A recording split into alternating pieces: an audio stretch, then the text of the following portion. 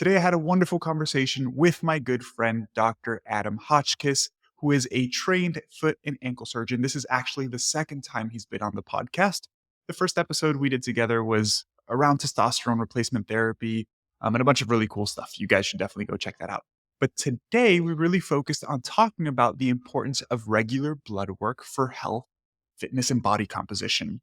We went over the main things that you should be looking for when it comes to getting your blood work done. We talked about cardiovascular health, glycemic regulation, a bunch of really cool stuff. And then we also talked about some potential red flags to look out for when looking into companies to purchase some lab work. Because obviously, there has been an absolute explosion in these telehealth companies online over the past couple of years. With that said, if you are a regular listener of the podcast and you enjoy these episodes, all I ask is that you take a second to rate the podcast and leave a review. It really does help me a ton, and it's a very simple way for you to show a token of your appreciation. With that said, let's go ahead and get right into the episode. I hope you enjoy it. What is up, my man? How are you doing, Adam? Thanks for being here today. Of course, man. Thanks for having me. I think it's been, at least like 6 or 8 months since you were here on the podcast the first time? I think so. Yeah, probably about 6 months. It was winter, I remember. Yeah, for those of you guys listening, if you're a newer listener, on the first episode, we covered hormone replacement therapy. We talked a ton about testosterone, estrogen, misconceptions around that. So if you're interested in that topic, definitely go check it out. It was absolutely fantastic. But today we're really going to be talking about the importance of regular blood work, what to look for, what are some things perhaps to avoid, because obviously there's a ton of these different TRT clinics, which are not necessarily just even TRT, and we'll get into the specifics of that in just a second here. But do you mind providing a quick introduction of who you are and what you do so that the audience knows you a little bit better and knows your credentials? Sure. Yeah. So, as you can see, my name's Adam Hotchkiss. I in a previous life, this life, of course, I was a doctor. I was a foot and ankle surgeon, actually. That's where I did my residency. Was in reconstructive rear foot surgery, more limb salvage. As we talked about in the previous podcast, I won't go too deep into it. I basically got into medicine because I had a deep love for fitness, nutrition, just health in general. And then I found in my specialty in particular, though I went in thinking I was going to work on athletes with rolled ankles and trauma and, putting together feet after a rolled ankle on the basketball court, I maybe saw 5% of that, and the other 95% of my practice was diabetic wound care and limb salvage, where I'm trying to, you know, fix very poor metabolic health, or the repercussions of very poor metabolic health, preventable chronic diseases, and it just didn't really align very well with the reason that I got into health and wellness. So I kind of left that. Well, I completely left that, and I started doing more preventative kind of health coaching, health optimization, with a large focus on labs, because we'll dive into, if you want to see where your health is and prevent your health from deteriorating, you definitely need to know what's going on under the hood. Sometimes people could feel okay, but stuff is brewing underneath the hood. So large emphasis on lab work. And I've now worked with over 7,000 people, I think, which is a very large number. A lot of very people, looked at a lot of labs, have a huge just passion and desire to kind of optimize health. So yeah, that's why we're here today. Yeah, awesome, man. Thank you for sharing that. And I remember on our first episode, we talked about the diabetic foot wounds a good amount, or just ulcers in general, right? Yeah. Because a colleague of mine during my PhD was doing work on diabetic foot ulcers. And it's crazy how, as you mentioned, some of these things are so easily preventable with appropriate nutrition and exercise. And unfortunately, people lose limbs. And sometimes it's lack of knowledge too, right? Like people simply don't know that they could do something that's pretty simple to save their limbs. But 100%. that's a subject for another day. Yeah. Let's go ahead and start the conversation off by talking about the importance of regular blood work. Why should people get blood work? What are some things they should look for? Let's start there. Sure. Well, actually, not to stay on the diabetic limbs and stuff, but that is actually a prime example of sometimes people do not know what's going on under the hood. I did my residency training in Phoenix, Arizona, which your listeners probably know gets very hot. Some days it's like 110 plus. So the concrete can get very hot there. I'd had patients who would come in who would have, maybe walked to the mailbox to get their mail without shoes, not thinking about it. Or the worst case I saw was a guy who was out washing his boat for like 5 hours. not wearing shoes, not thinking about it. And for those who don't know why these people with diabetes get wounds on their feet, is that they can't feel their feet because of prolonged glucose in their blood, high levels of blood glucose or blood sugar. It will damage the nerves so they can't feel it. So these people maybe don't know, because it was such an insidious, slow process, that they lost their feeling in their feet, that they would be out there walking on that concrete, burn off the bottoms of their feet. They would literally come in where their feet are burned down to the bone. Now, they could have caught that years in advance if they had just looked at blood work. And unfortunately, a lot of times in our current medical system, and when you go to your doctor, a lot of your listeners probably gone to your doctor, sometimes you'll get, a CBC, which is a complete blood count. Basically, you're looking at your red blood cells, or what's in your blood. So red blood cells, white blood cells, the size and the distribution of them. You maybe get a complete or a comprehensive metabolic panel. So that is a little bit more in depth, but it's mainly looking at electrolytes. It will capture glucose, but we can talk about here, glucose really isn't that great of a measurement. You could still have issues with your insulin sensitivity. So maybe they have an okay glucose at a one snapshot in time and they're told they're fine. Turns out, though, they have full-blown diabetes and their nerves are shot. And now they're dealing with a foot amputation because they washed their boat outside. So the importance of in-depth lab work is knowing where you're at. And your listeners have a large focus on health. And all of us, it's kind of hard to try to be improving something when you don't really know where you're at. And how we feel isn't always the best metric of our health. Also, with various diets and things, it's nice to know, what is this diet doing to me? For example, carnivore has been very popular over the past few years. Sometimes people may feel a lot better, but it may be causing issues in other aspects of their health, like their cardiovascular health. So they may have improved their metabolic health, but that trade-off was for cardiovascular health. There's very numerous things like that could be occurring. And without getting that snapshot, without looking under the hood, you're just guessing. Yeah, I love that you brought up the carnivore example, because I've talked about this at length in some episodes too, that yes, it's great that in some situations you feel better doing certain things, but feeling better doesn't necessarily, feeling better is definitely an aspect of being healthier, right? Because the way we feel is obviously very important. Yeah. And if you go from feeling super shitty, maybe because you have intolerance to particular foods that you're eating frequently, to not eating those foods and feeling way better, yeah, you can argue that your health has obviously improved. But maybe it hasn't improved as much as it could if you had a more well-balanced approach, right? And blood work is an aspect of that, because oftentimes some of the things that you're looking when it comes to blood work doesn't necessarily reflect in the way you feel day to day, right? I think LDL is a perfect example of that. Like, you don't really feel the negative impacts of heart disease until it's perhaps a little bit too late. Yeah, The question you literally can't feel it. Sorry? I was saying you literally cannot feel it. Yeah. And that's a hard part from a practitioner or a coach or a doctor's side too. Is everybody wants to feel something, but you're not going to feel any improvements if you lower your LDL. You're just not. You're not going to feel high LDL. Like you said, these things don't become a problem.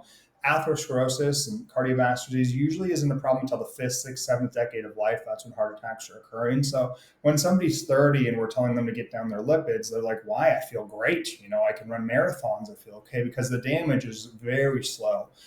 So yeah, you don't always feel these things. Same goes for even blood pressure, which isn't a blood test, but it's also another marker that we call the silent killer, because that's another one we should be watching, because that one can be wreaking havoc on your insides and you have no idea. Yeah. I had a pretty simple question. How frequently would you recommend for someone to get blood work done? And what is the typical frequency at which people get blood work done? Yeah, this one's kind of tough. And I think it depends on the individual. I would kind of liken it to probably your clients with how often you have them weigh themselves, because we have some people who are just data freaks and they might want to weigh themselves like 3 times a day and take the averages and get all the data and really be able to give you, like a fraction of a percent increase that they've had. We have other people where weighing themselves might be problematic and it causes more harm than good.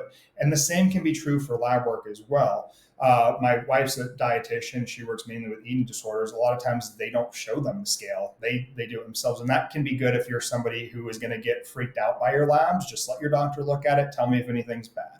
So it really depends on the individual. In general, I think annual is really good, kind of really good cadence for most people who are otherwise healthy and don't feel like they have any overt symptoms or anything, just to kind of get a glimpse at your health. If you're more of a data freak, I like quarterly because especially if you're doing different things in that time, like a new training split, or your work has changed. Now you have to work night shifts, or you've gone on the carnivore diet, or maybe you're trying out vegan, or something like if you're trying something new, maybe getting labs after a 90-day trial of that. So it really depends. In general, I would say annual is a great cadence to kind of keep an eye on things, because you might catch something. Your A1C is a little bit high. You might go, okay, I need to make a little bit of dietary changes, and for the next year I will, and we'll see it again.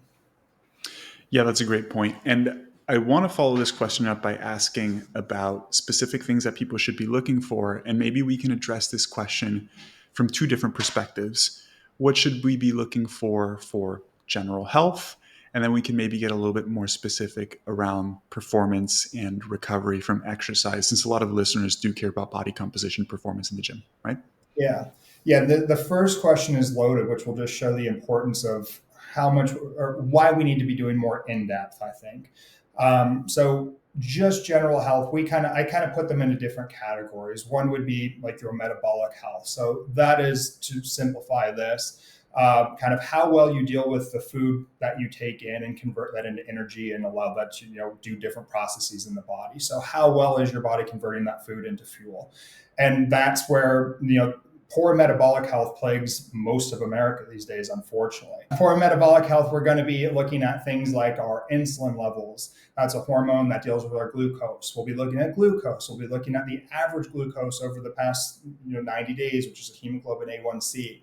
So we have our metabolic health. Next, I would look at your cardiovascular health. So that's mainly looking at lipids, like we mentioned, LDL cholesterol, or more particularly ApoB containing particles, or HDL cholesterol. We'll be looking at things like our inflammation, which can be in a category in and of itself, but also has a lot to do with cardiovascular health. So looking at things like CRP, C-reactive protein. Glyc-A is a marker I really like. So we have a lot of new in-depth kind of inflammatory molecules. And then we have hormones, which kind of is just an umbrella term, and then different categories underneath there. So you have your sex hormones like testosterone, estradiol. We have neurosteroids like DHEA and pregnenolone, which are going to impact our mood and our thinking and our sleep. And then we have more of our metabolism-driven hormones, like thyroid is a really big one. And then stress hormones like cortisol. And all of these go in together. So you can see that when you just go into your doctor and they tell you like what cells are making up your blood, like, oh, your distribution of red blood cells and your white blood cells are okay. That didn't really tell us much. If anything, it told us if we have an infection or not. It told us nothing about how metabolically healthy we are, how our hormones are doing, how our inflammation is. So we do need to look a little bit deeper. And then I forgot the second part of that question. I'm sorry. We'll talk about the second part in a second, because it was around performance and recovery, but I want to dig a little bit deeper on this, because most people, they go to their doctor, they get some blood work done for a regular annual checkup. What are the things that people, or maybe what are the labs that are looked at during just like a normal checkup, and is that really enough? And should we be looking at perhaps some more in-depth analyses? Yeah, again, it's usually, I know because I come from this world, like when somebody's coming in for an annual, just going to your primary care, you're usually only going to get a CBC and a CMP. So again, that's your complete blood count, where they're just looking at the constituents of the blood, mainly your red blood cells, your white blood cells. That's more looking for, is there an acute affection going on, or is there some type of anemia? And those are great. Those things can help people out a lot. And then next would be your comprehensive metabolic panel.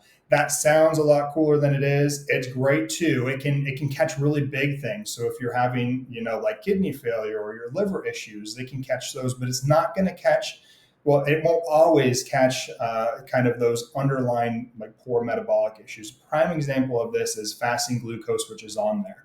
A lot of people get a fasting glucose that comes back normal, and they're told they're fine. But diabetes is really a consequence of insulin resistance. And for those listening, Joey's probably harped on this a lot of times, but insulin is this hormone that pancreas produces that's going to shuttle our glucose from our blood basically into our muscles and into various cells so it can be used. It's very, very important. When those cells become resistant, they're not responding to the insulin, our blood glucose can stay elevated.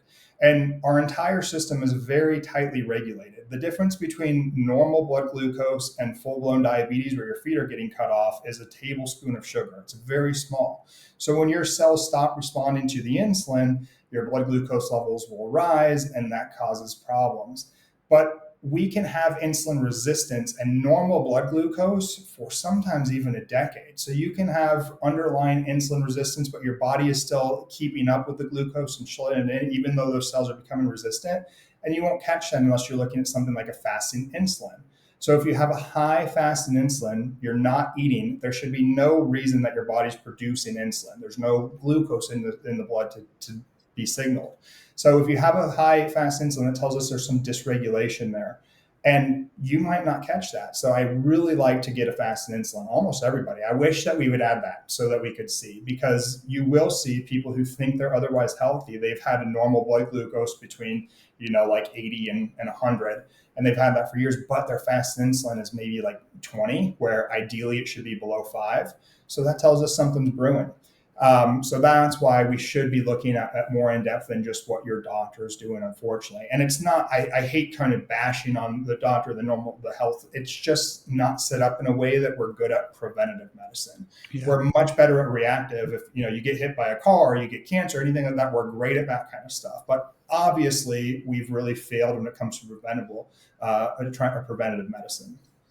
Yeah, I think also, not to put all the blame on doctors, we are responsible for our own health as well, right? And I think it's why you and I do things like this, to educate people so that people can be a little bit more informed and know what to ask for and know what to look for. I'd like to maybe just take a little bit of time. Sorry, go ahead. Oh, I was going to put one more for the doctors out there. It's not their fault in any way. Let's blame the insurance companies, because a lot of your docs might want to order this stuff, but the insurance companies probably aren't going to approve it. And so they don't even want to go through the hassle of making you pay for this stuff out of pocket at exorbitant rates. But take it away with the other question. Yeah, that makes sense. I was going to say, let's take a little bit of time to go through each of these different aspects or markers of health, right? So we're talking a little bit about glycemic regulation, blood sugar.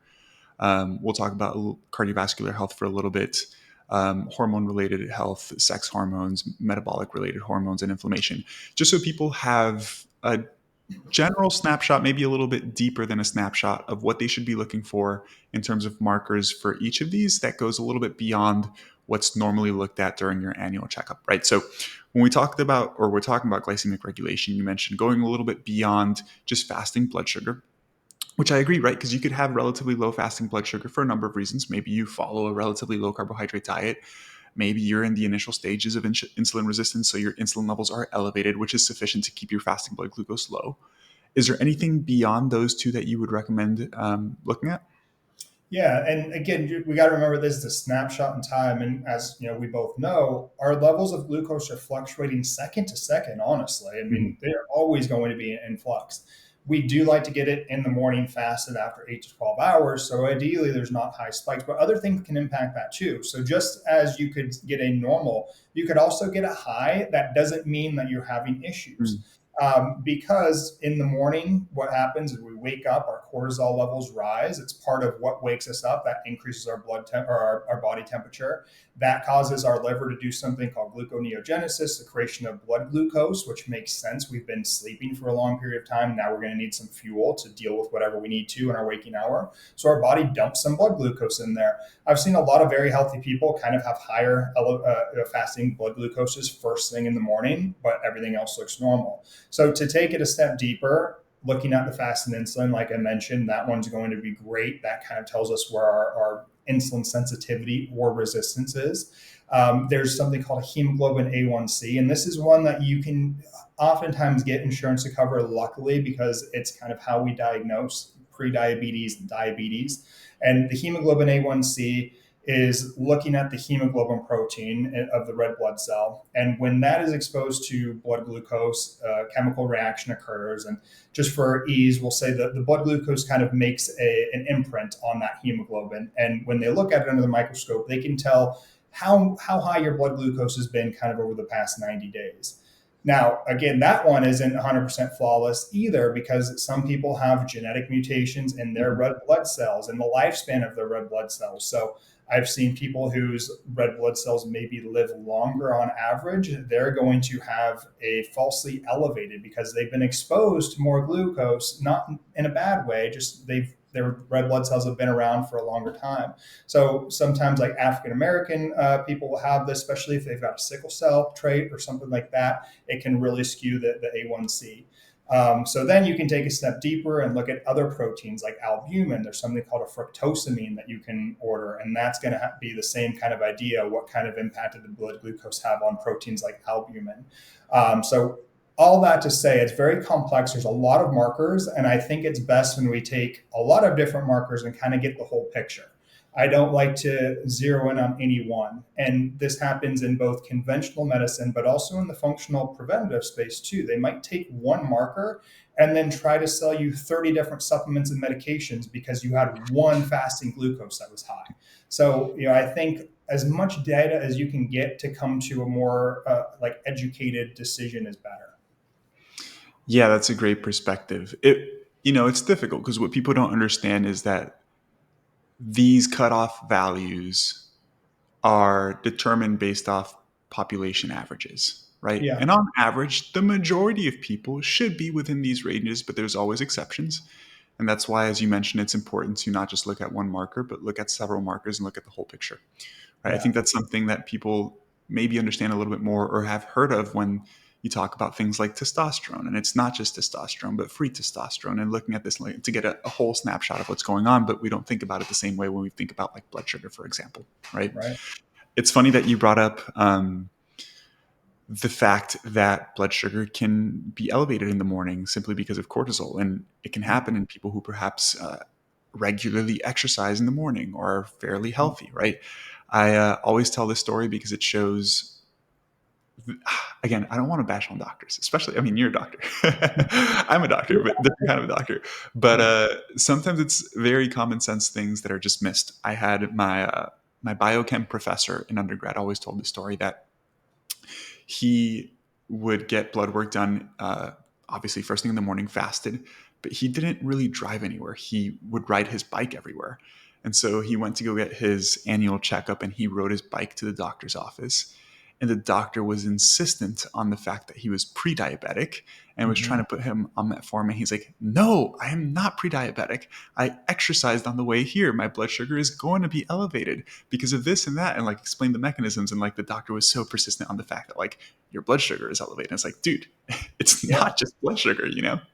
Yeah, athletes get going back to the what the doctors are ordering when they're looking at like the comprehensive metabolic panel. A lot of athletes will be told that they have renal disease or kidney disease and liver disease because of different athletic endeavors that we do.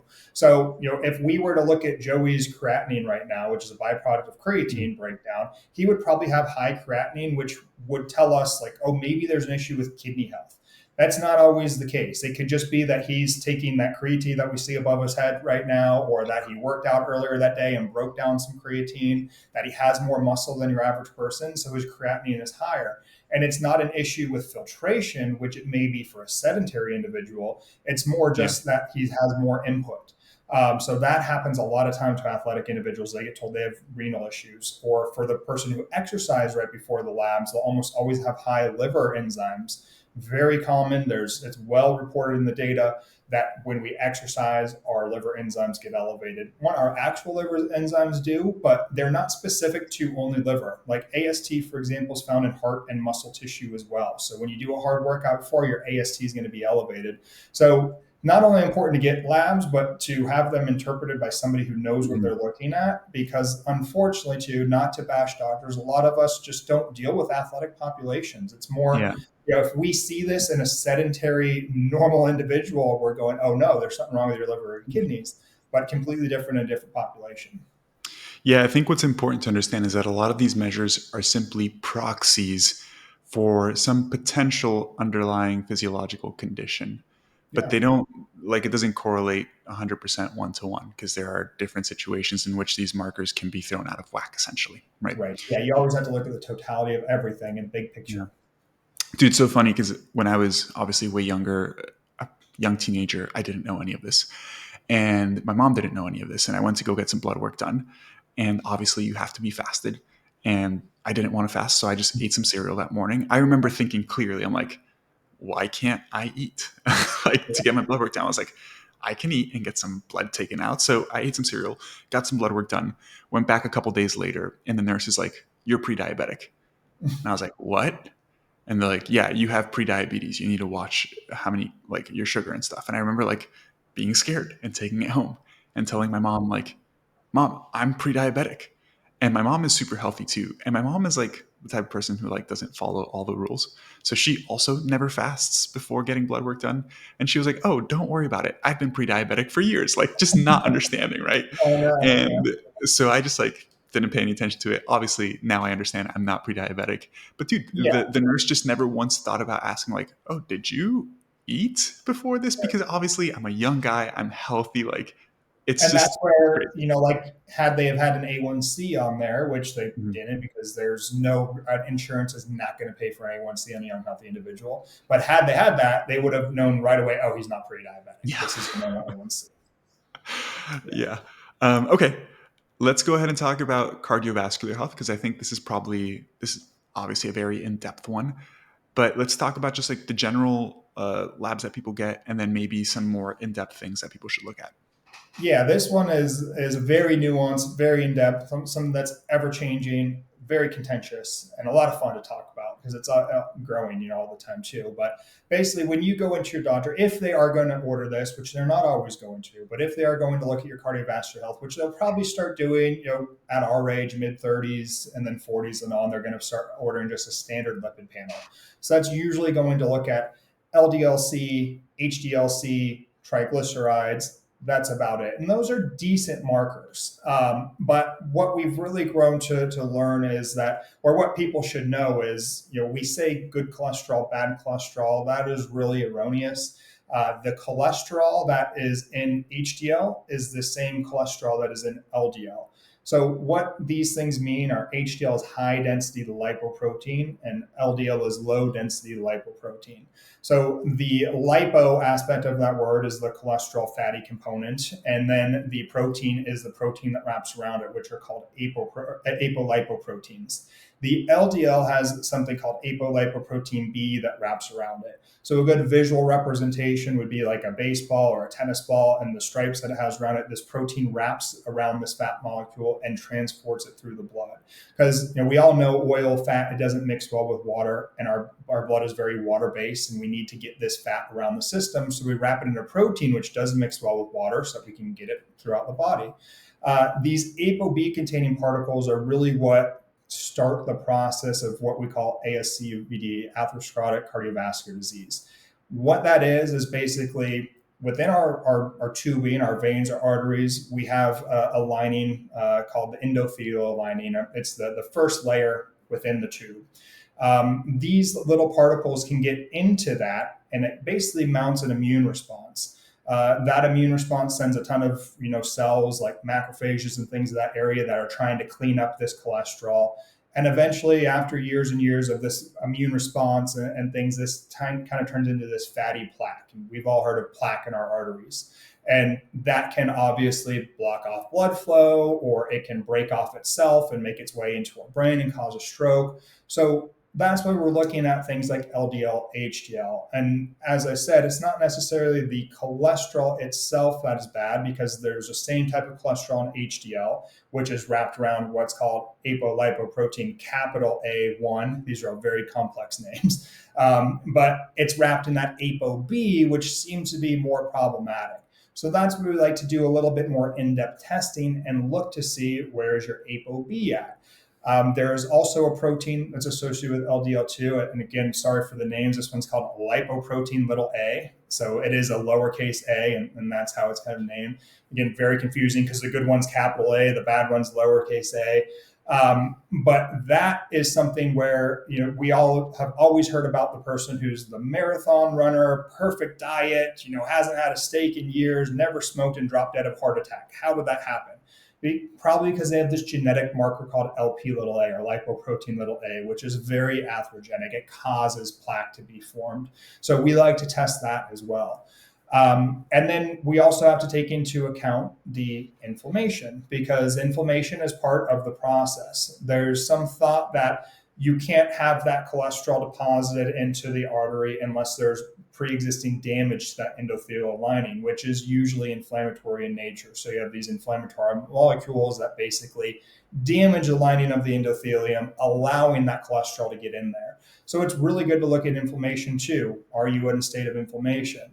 And we do want to go back to the metabolic health and look at how that's going, because high levels of insulin, high levels of glucose can damage that endothelium.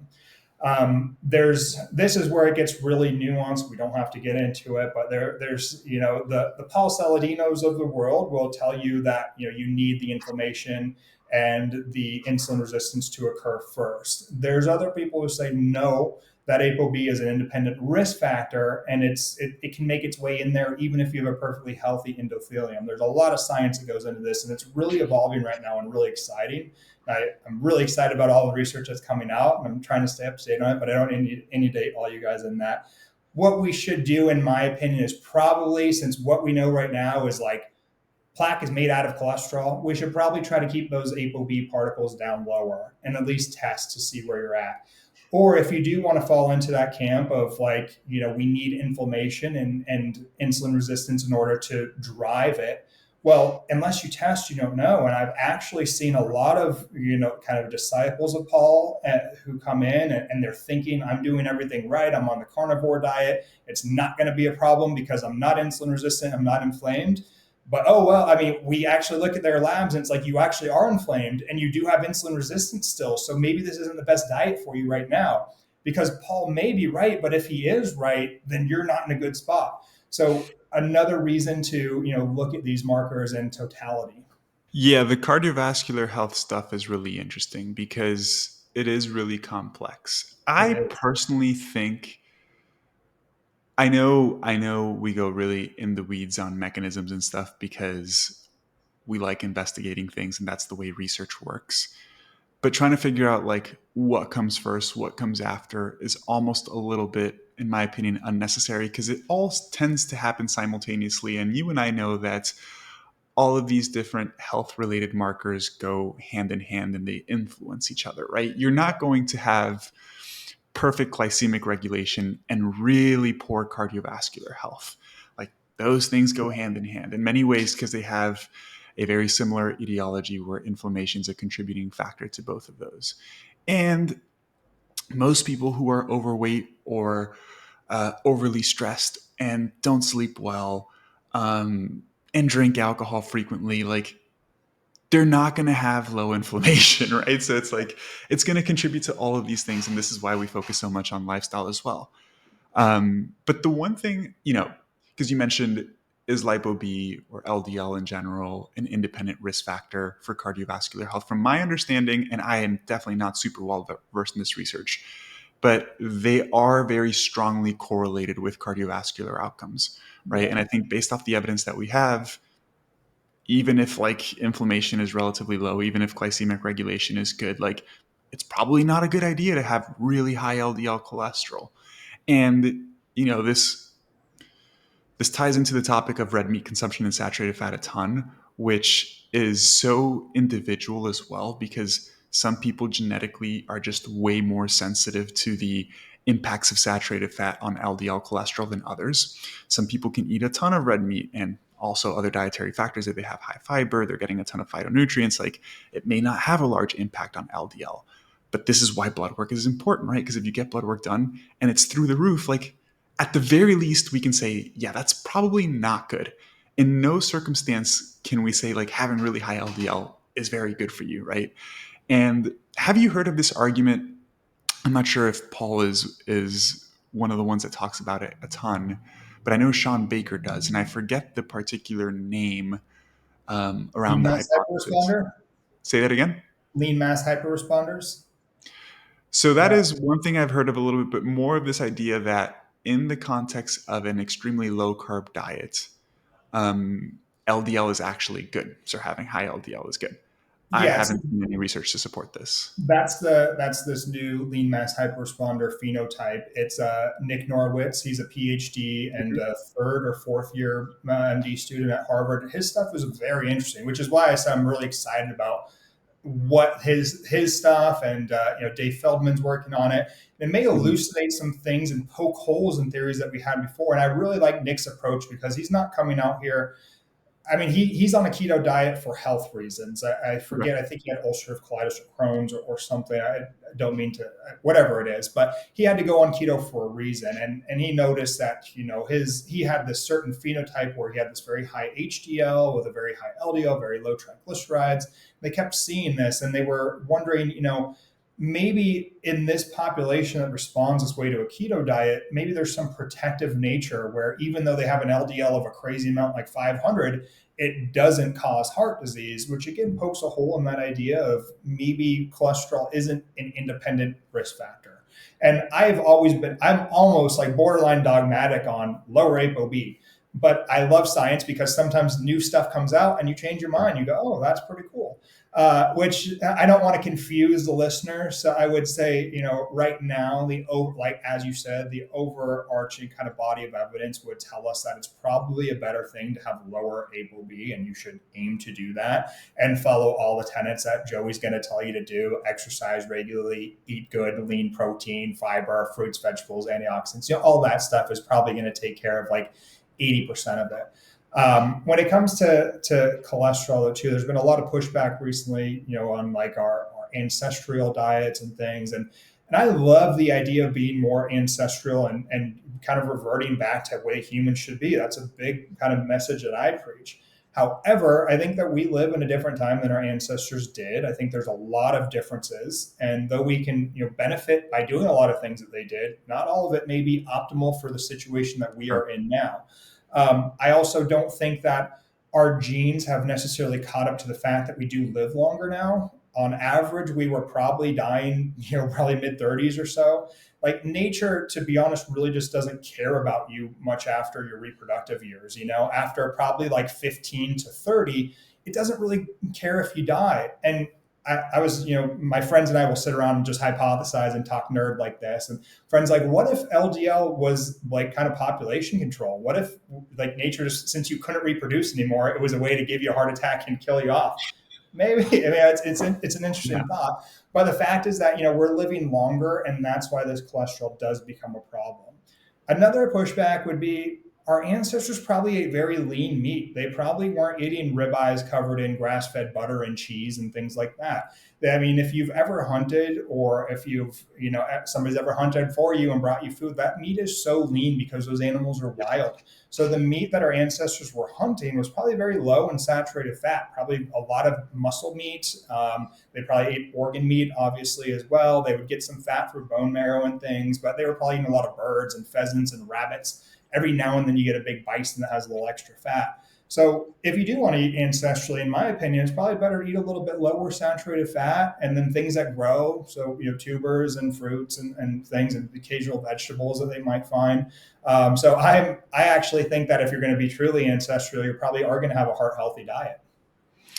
Yeah, I love those points because I would say, yeah, like you mentioned, modern humans, at least in the US, we definitely don't eat anything like our ancestors do, right? And this term ancestral diet, unfortunately, has become a marketing term too by a lot of people, right? But there are populations on Earth that eat a much more basic diet, for lack of a better term. And we do see that those people tend to live longer as well and have healthier outcomes, right? If we look at like the whole blue zone stuff. The interesting thing is, let me back this up with the ancestral diet thing. It's like people like Liver King, for example. It's like our ancestors just ate ribeyes, and it's like, dude, that's not true, right? Our ancestors ate whatever they could get their hands on because food was scarce, right? And populations across the planet ate very differently depending on what was available where they were living. So to say that ancestrally everybody ate this one way is simply not true. Yeah. And the human body has evolved to be able to thrive on very different diets, right? What I was going to say about the blue zones is that although the diets look differently, there are very simple underlying principles that are similar across populations who live very long, healthy lives. And I almost like, not to say that it's not important. Obviously, nutrition is important, but people put so much emphasis on just nutrition when nutrition is just one aspect of health. Right? And I say this as somebody who literally got his PhD in nutrition, but people are like, what you eat, it's everything. It's like, yes, it's very important, but there are so many other aspects that are important. And it's not just exercise and nutrition either, right? Like Yeah. being happy, right? Like how important is that for health? Being Very. surrounded by people you love, not being lonely. Like these things have just as big of an impact on your health than what you eat and how you exercise. But anyways, what I would say is like when it comes to nutrition, just minimally processed foods, I would say that's number one more than anything else, right? Yeah. Whether you're eating more animal based, more plant based, just stick to minimally processed foods. And get your protein in, get some fruits and veggies in, get some fiber in, get your micronutrients in. It's that simple, right? Yeah. And different populations maybe focus a little bit more on meat because that's what's been available. Other people focus a little bit more on plants because that's what's available. But in general, if you have a minimally processed diet, you're probably going to get like what 90% of the benefits. I don't know what the number is, but I'm sure um, you're right. Yeah, it's funny too yeah, because the other day I posted something and somebody commented and was like, "Oh, wait until Dr. Joey sees this," saying that you were like going to have a rebuttal. And I'm like, I was like to myself thinking and I think I was basically just saying like, quit eating processed foods was the overarching thing. And it's funny because the first conversation you and I had, I knew you peripherally, and when we actually sat down to talk, and you told me about what you do with your clients. I thought that you were, coming from like the bio lane and everything, you were going to be very like calories in, calories out, count macros. The thing that you said that you did with everybody was like, oh, dude, I just have them eat whole food. Like, that's literally the first step I do is you switch to unprocessed whole foods, and most people see the results that they want. And I was like, yes, exactly. Which is like, so you're aligned with the same message. Just because you're more evidence based, I mean, we all can definitely agree that no matter how you want to put whatever term you want to put on it, like, just eating more whole unprocessed foods is going to be a good thing. yeah, man. And when it comes to the processed food things, I know we're getting a little bit off topic here, but it's fun to talk about these things. My whole message has been in. I don't know why people confuse this so much. Like I just hate when people highly exaggerate the potential negative impacts of some Yeah. things, right? Like, oh, this one processed food is going to tank your testosterone and whatever, you know? And I make a video just explaining that that's not true. And then people are like, how can you promote processed foods? I'm like, I'm not. Actually, I recommend you stay away from them. Yeah. But if you like having a fucking cookie every once in a while, like, dude, just live your life. It's not going to kill you, you know? Like, and that's what I try to share with the way I eat as well. It's like 90% of the time, whole minimally processed food. Every once in a while, I grab some ice cream or a cookie or I have an energy drink because I like the way it tastes. And like, can we argue that it probably has maybe a slight negative impact on health? Sure, but is it going to be measurable? Probably not. And it makes me happy, right? Like, it's not that big of a deal. That's the main thing. And just like, people don't understand that, man. They're just like, you're promoting processed food. I'm like, nah, man, I'm not. And it's just frustrating. And I've seen, I've been watching your content and you talking about like the avoidance of microplastics and particular compounds here and there. And I think it's great, man. And like I've done a lot of reading on this too, and there's very good data that these things can negatively impact health, right? Like my thing in general, because I'm sure maybe some of those things really people are like, wait till Dr. Joey sees this. And it's so Yeah. silly because our messages are so aligned, we just deliver them slightly differently. And it's like, yes, those things are obviously important and those things do affect your health, but I would say like 90% of Americans who are obese just like need to stop eating so much Oh, McDonald's yeah. and maybe focus a little bit more on whole foods. Right. And Yeah. then No maybe we one's, can talk about some other things, right? But it's like, just get yeah, the basics down first. 100%. There's something that like when of course, you can't get this all out in a 10-second reel. But when Exactly. I'm actually working, with my clients, I kind of have this like, pyramid, if you will. And like most of the pyramid is the big stuff. Like, you got to get the nutrition and the sleep and the exercise and the mental health, the spiritual health, all of that dialed in. At the top, at the top 5% of what's disrupting things are going to be like the microplastics, synthetic stuff. So yeah, that comes later. And I kind of tell people too, like that depends on like the time that you have, the amount of money, the resources that you have. At this point in my life, I'm lucky enough to be able to be like, oh, I'm going to choose organic cotton over synthetic, like, polyester. But this whole time in my life, I've lived on polyester in my clothes. And I've been doing just fine, and same with like cooking on Teflon and stuff. And yeah, it probably is problematic. And what made me kind of change was looking at labs. Is I've seen so many otherwise healthy people doing everything right where their hormones are skewed, and we can dovetail into hormones after this, but they've got screwed up hormones, and we kind of have this, just, I don't want to make it dramatic and say like it's an epidemic of low testosterone, but we have lower and lower hormones year after year. And I see guys do everything right where before we would tell them like just eat right and sleep and exercise and you'll be fine. That's not the case really anymore. We have guys who are coming in who are doing everything perfectly, still feel awful and have low hormones, and they're young and they shouldn't have low testosterone, which got me thinking like maybe these things like pesticides and plastics, even though we've been told that the dose or the poison is in the dose, and we're getting such small amounts of it, maybe there's something more to it. Then you find data, and you can always find data to choose either side, but it's like, well, I don't know, there's more to this, something's going on. Just saw a statistic today that it was like 1 in 22 Californians born have autism. That is insane. Like something's going on, and we can't keep saying that everything's fine. Plastics are fine, pesticides are fine, ultra processed food is fine. When we're having outcomes like that, it's like something's not fine.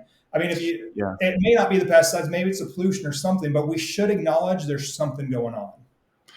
Yeah, it's so complicated, man. Yeah, It's so 100%. complicated, right? And that's why I think both you and I are just like, hey, do your best Yes. to do what you can, because unfortunately, I feel like some people can also become extremely obsessive with some of these things, and Yeah, then that can maybe have a negative impact too, right? it Um, does for it's sure. tough, man. It's tough. But yeah, let's segue into talking about hormone health, right? And talking about blood work again. So we've talked about glycemic regulation, cardiovascular health. We've talked some about inflammation, which honestly we can go a little bit deeper on if you want. But let's talk about hormone health and what we should be looking at there, male and female specific hormones, and why just looking at testosterone and estrogen probably isn't enough.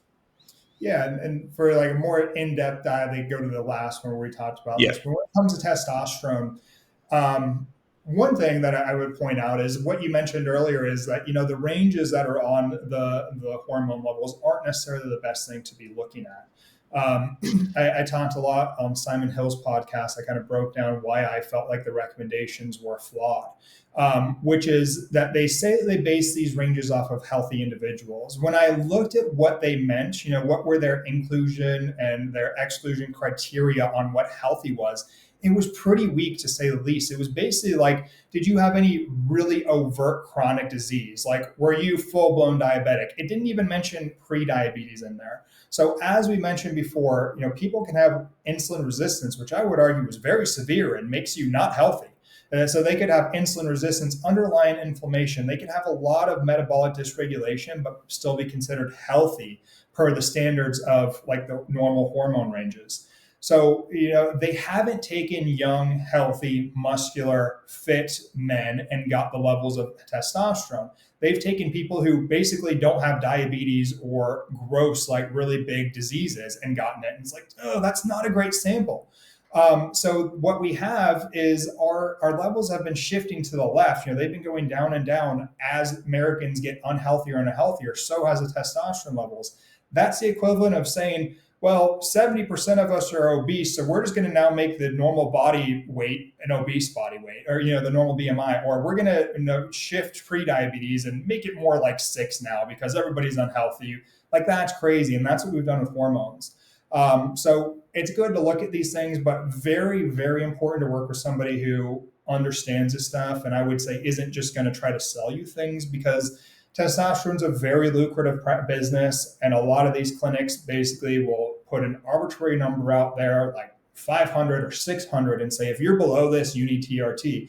Makes sense because you've just become a lifelong client of theirs. They're going to put you on something you need to keep coming back to get. So it's hard. I don't even know where to take this conversation, but hormones are definitely important to look at. To my previous point of like, we have a lot of young guys who are suffering with this. And that is something that I see a lot where, and you may have seen it with your clients, is where I think that the hormone testing stuff could be great for some clients, is they may be doing everything right and hitting a wall. Like they're like Joey, I can't get my calories any lower. I can't sleep any longer. I can't exercise any harder. Nothing's changing. And then they look at their hormones. It's like, oh, yeah, it's because you don't have hormones that are adequate enough to support proper recovery and muscle growth and fat burning.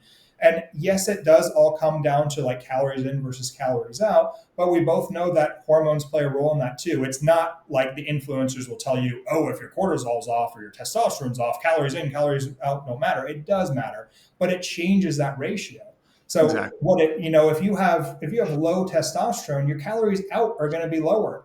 And if you have insulin resistance, your calories in may be higher because that insulin resistance can cause dysregulation of your hypothalamus and inflammation in your brain that makes you feel more hungry and disrupts hunger cues and satiety cues. So you may feel hungry when you're not hungry and not feel full when you're full. So it Yeah. all plays a role in. So it's very important for people who do feel like they're doing everything right to get their hormones checked out and see maybe this is playing a role in that calories in versus calories out equation and giving you really low calories.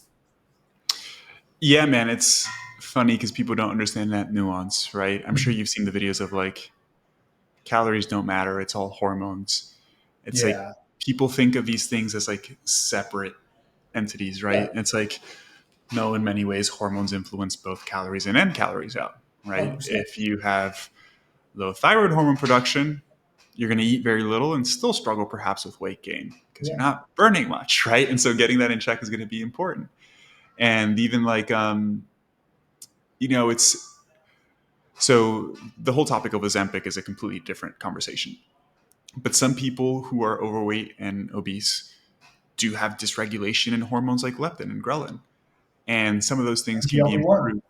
Yeah, exactly. And I had a client in particular, and this is when I realized that like medications like Ozempic can be very powerful for some individuals in some circumstances. Um, he was taking Ozempic, and he told me this is the first time I've been able to focus on eating healthier foods and not just feel ravenously hungry 24/7. He was like, dude, I would just eat a big meal, no matter what it was, and just like be hungry. And I'm like, that's tough. And I don't understand what that feels like, right? So it's difficult working with that type of person. And the whole Ozempic thing, like I said, a completely different topic, but I do see how powerful it can be for some people in those situations if they're simultaneously using it as a tool to then be able to improve healthy behaviors, right?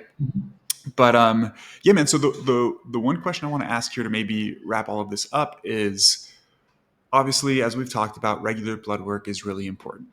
And the regular blood work that you perhaps get at your annual checkup may not be sufficient, right? And you should probably be looking at some additional things if you want to optimize health.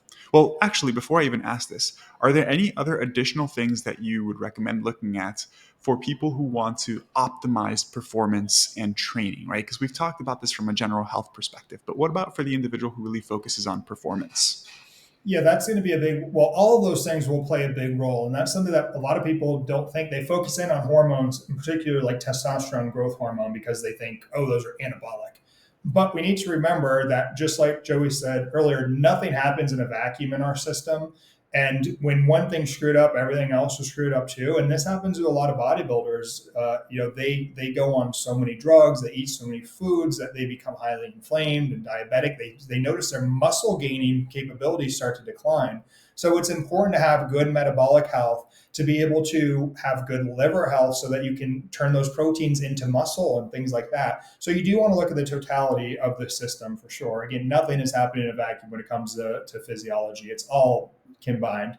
But the hormones are definitely a big one. So you've got, like I said, the anabolic hormones like testosterone, anabolic, of course, meaning growth. So testosterone can help you to grow muscle, recover. It's not the end all be all, that's for sure. I've seen guys who have low testosterone who are jacked. So it definitely is not the end all be all. But you want to get a little bit more in depth on that too and look at levels of like free testosterone. Is it all bound up or can it be utilized? And then look at like growth hormone. We don't have a great marker for growth hormone. We more look at IGF-1 kind of as a proxy for growth hormone because growth hormone stimulates IGF-1 production in the liver. So when we measure IGF-1, we can say if it's low, maybe your growth hormone output isn't adequate. So that's a good one to look at. And that I would say is more for like recovery and body composition rather than actual muscle growth. The IGF-1 that causes muscle growth is more there's a difference between the IGF-1 in our blood and the IGF-1 that's in our muscles. We can't really measure that one in our muscles. So growth hormone, all that to say, is not the greatest growth agent, but it's great for recovery. And then you've got thyroid, like you mentioned too. And thyroid's a really big one that kind of gets neglected, even when it comes to muscle gain, because metabolism, that thyroid is governing. Metabolism doesn't only mean burn fat and make you skinny; it also means grow and build muscle. So if somebody's got dysregulated thyroid, they may not be able to do adequate protein synthesis and build muscle either. So you definitely want to look at all those hormones as well. I would definitely recommend that if you are wanting to feel your best and perform your best, look at those in-depth hormone markers. Yeah, I actually just recommended, I think, yeah, just yesterday, a client of mine to get some blood work done through your company. I'm going to have a follow-up conversation with him because I've been working with this individual for some time now.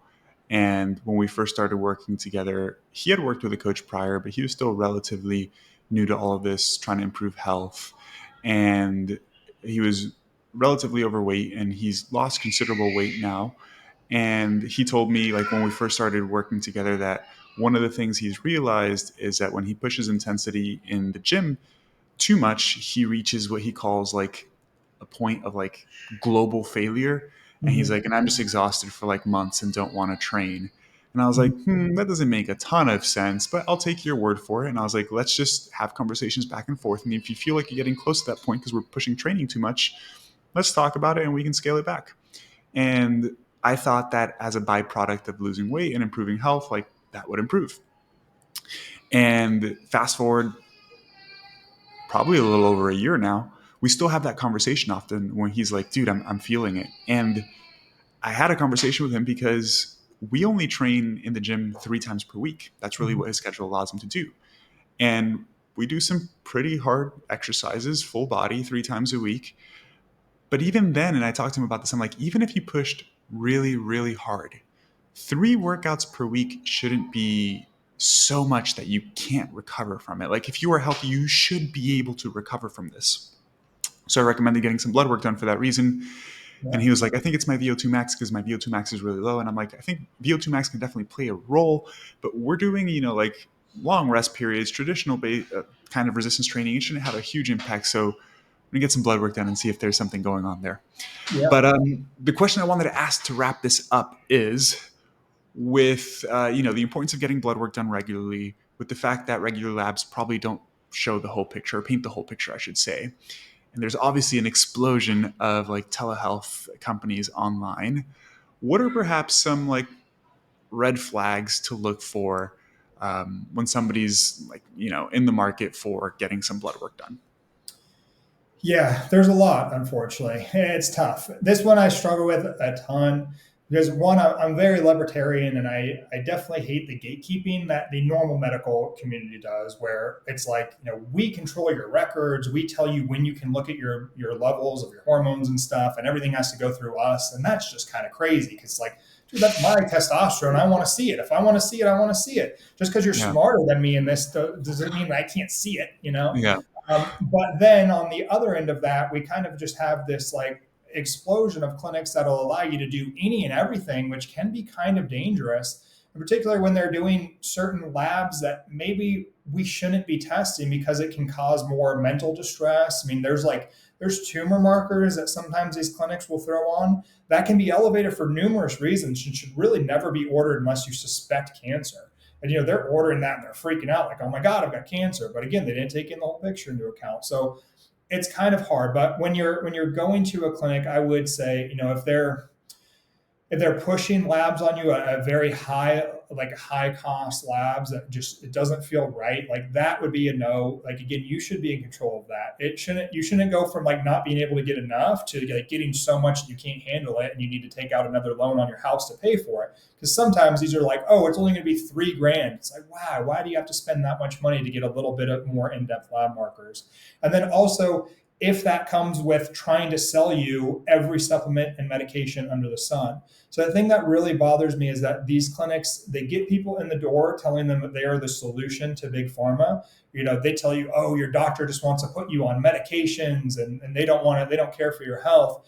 And then you get the lab report back from them, and there's 50 medications. And it's like, your standard doctor would never do this. You've got to, just for a range, like I've seen clinics who will tell people that if their A1C is above 5.3, for those listening, somewhere between like 5 and 5.6 is deemed normal, and anything above that is pre-diabetic. So they get a normal blood glucose or A1C back, and they're told that they need something like metformin or semaglutide, or even worse, a combination of the two, which is very, very common for these clinics. Because again, as soon as they get you on something like testosterone or a GLP or something that you're going to need to continue to take to see the results of, they've got a lifelong client.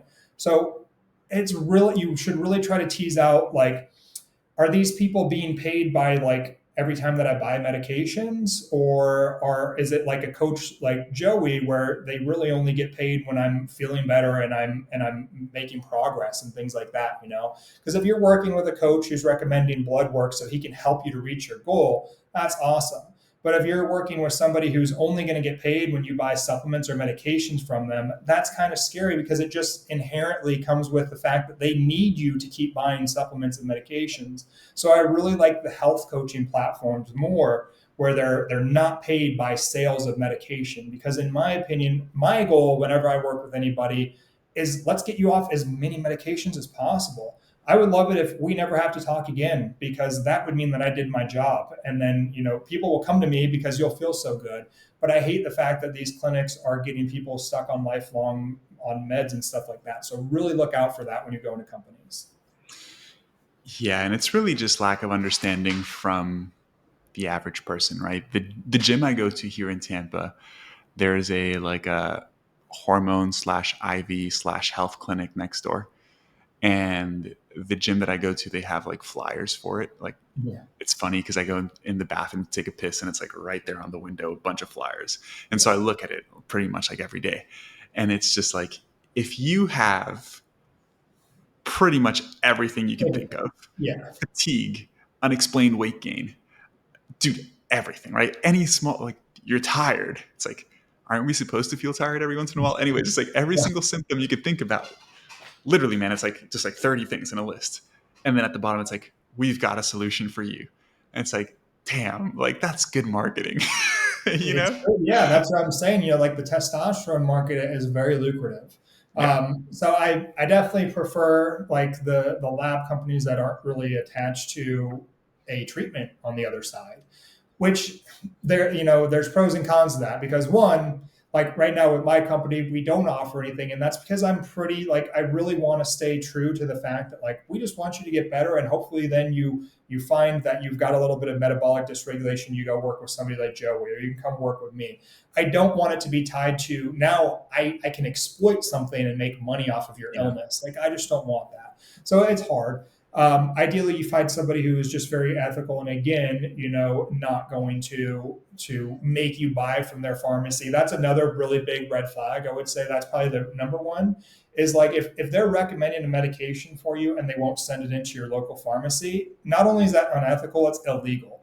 You just can't do that. You can't tell them like, oh no, you have to buy from me. Like, that is so wrong, and that's what 99% of these clinics unfortunately do. Is, when you go there, if you were to walk into that clinic, I bet you can't say like, oh yeah, I need testosterone, called into the CVS. They're going to go, whoa, Yeah. no, you buy it from us, buddy, or you're not getting it.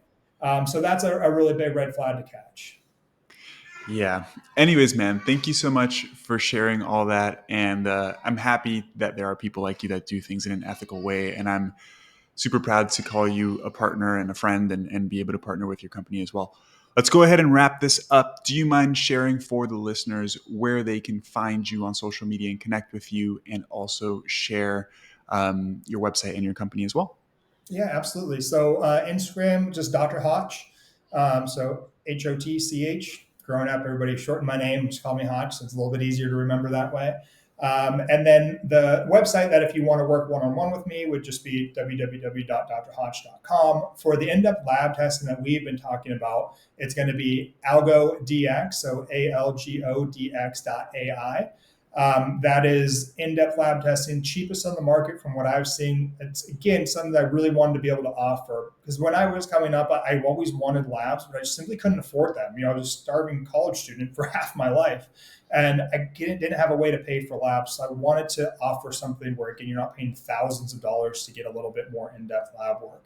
On top of that, I've given out codes to basically anyone who's interested, because I just want to save even more money. So like Joey's got a code. I think yours is Dr. Joey, right? Yeah. So you can save some money on it with Dr. Joey's code. You can save some with mine. Again, just it's Hotch. Or we have tons of influencers out there. Find a code. If you don't have a code, just message one of us. I don't care if it's mine, his, anybody. I want you guys to save money. And you can either buy panels that I've created on there. So we have different tiers of like basic and intermediate, more advanced. Then we have cardiovascular ones or metabolic ones or inflammatory ones. So yeah, there's a lot of different options on there. Or if you feel like, hey, that conversation was really interesting, I wonder where my ApoB is, you can literally go order an ApoB, which will cost you like $5, which is super cool. Because if you were to ask your doctor, this actually happened to my wife. She said, can you tack on ApoB? And they told her no. And then she fought with them for a good like half hour. And they finally added on. And then we got charged, I think it was like $100 for it. I'm like, I sell labs, it's $5. Like, I know how much it is. So yeah, it's kind of crazy. So they can do that too. They can just add individual markers on and build their own if they feel like they know it. Yeah, that's super cool. I was going to say, but you said it. I would say you've been kind enough to offer my audience a discount. And for those of you guys that are interested, all the links are going to be down in the description. As he said, code Hotch or code Dr. Joey will get you a 10% discount, I believe it is, on already pretty low prices. So definitely go ahead and check that out. Adam, thank you so much for being here today, man. It's always a pleasure speaking with you. For those of you guys that listened to the entire episode, I hope you enjoyed it. As I pretty much beg you guys on every episode, I do these completely for free. And if you find value in them, all I ask is that you take a second to rate the podcast and leave a review. It really does help me a ton. And I'll catch you in next week's episode.